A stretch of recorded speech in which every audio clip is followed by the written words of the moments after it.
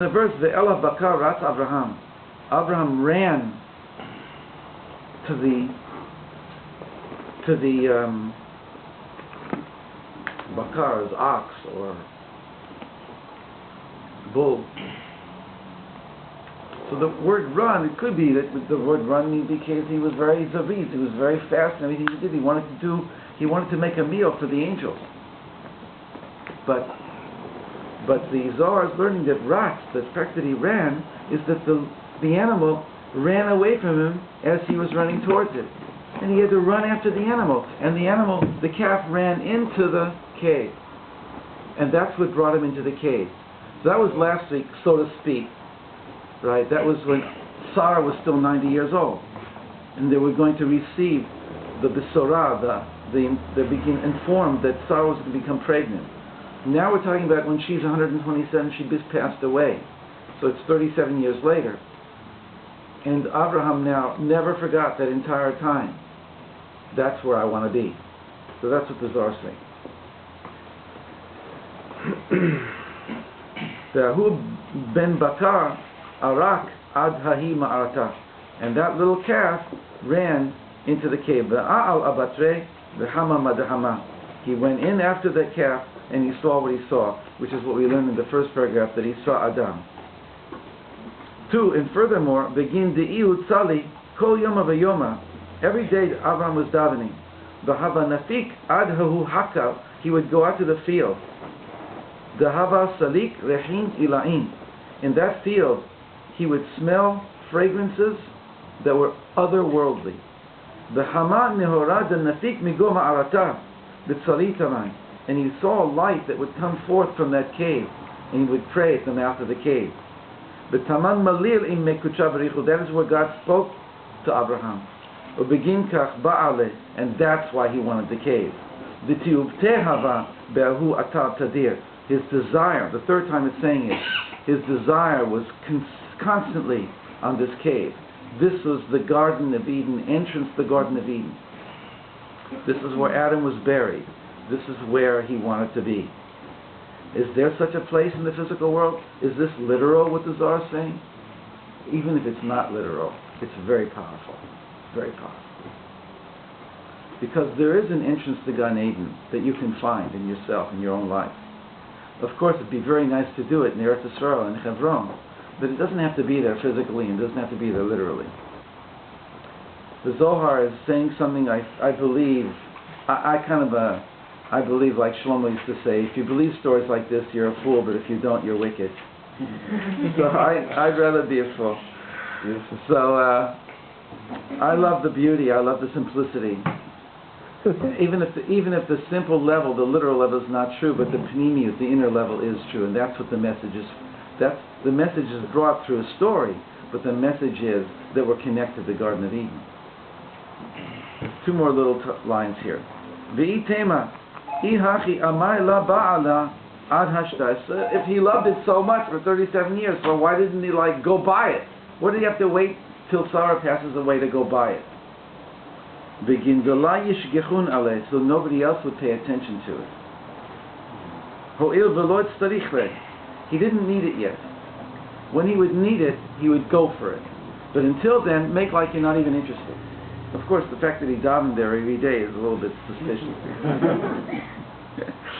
Okay.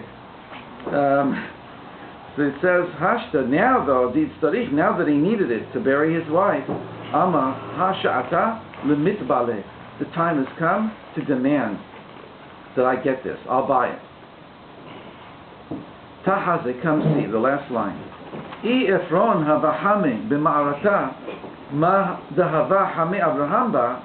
If Ephron would have seen in the cave what Abraham saw, La Yazdin La Almin, he would never sell the place.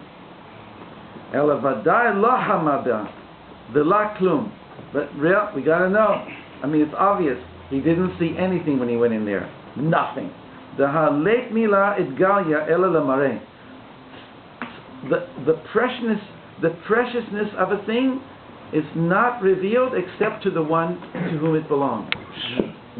Wow. Nobody else can see it. You see it, go for it. Who said that? The Zohar. ובגין כך, You getting a workout? Yes. ובגין כך לאברהם התגליה ולא לאפרון. And that's why it was revealed to Abraham, but not to Ephron.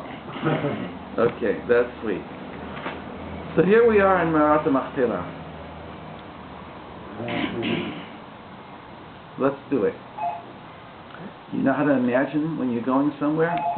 First, I want you to close your eyes and take a few deep breaths. We're going to Hebron.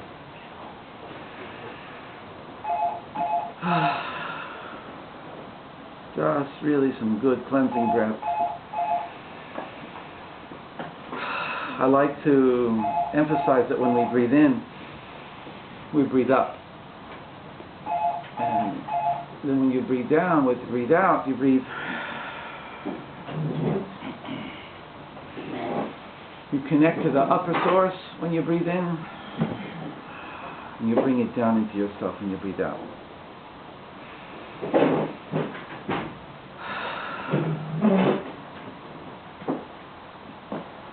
So, of course, one nice way to do this is lying down on mats and having nice music playing, and we imagine that we're floating up above our bodies.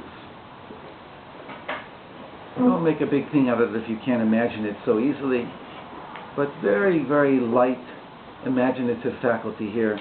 Imagine all of us floating up out of our bodies and holding hands and going up above this building. That's the first scene. Just, even if you get a glimpse of it, we're all above the building, holding hands in a circle, and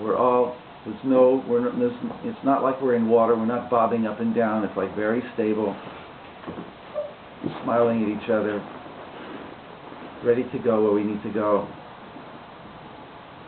And in a whisk of a moment, we go up above the clouds in a big arc, eastward to Eretz Yisrael. It's so beautiful up here. We see the entire earth below us. We see the moon. We see the stars.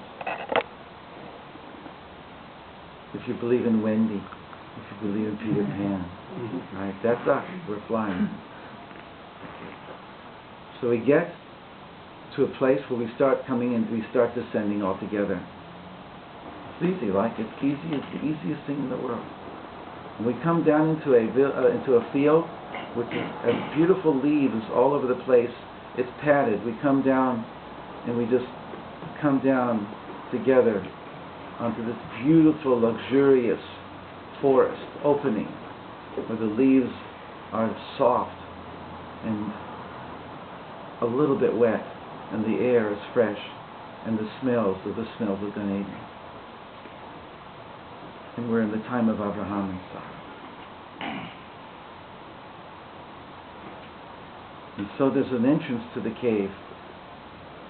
And you go down on your fours, and you enter, each one of us, into our own entrance into the cave. You stand up in the cave when you get inside. It's very dark.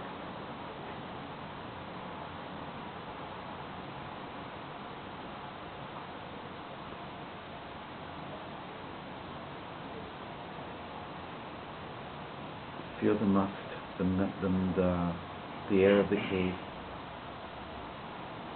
And we know it's dark here, but we know it's called the double cave.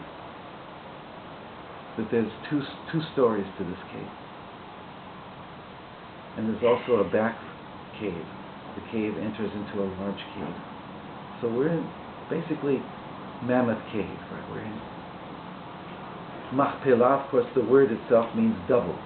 Like the word couple in English comes to the word kapal, kapal, kapala, makel, kapel.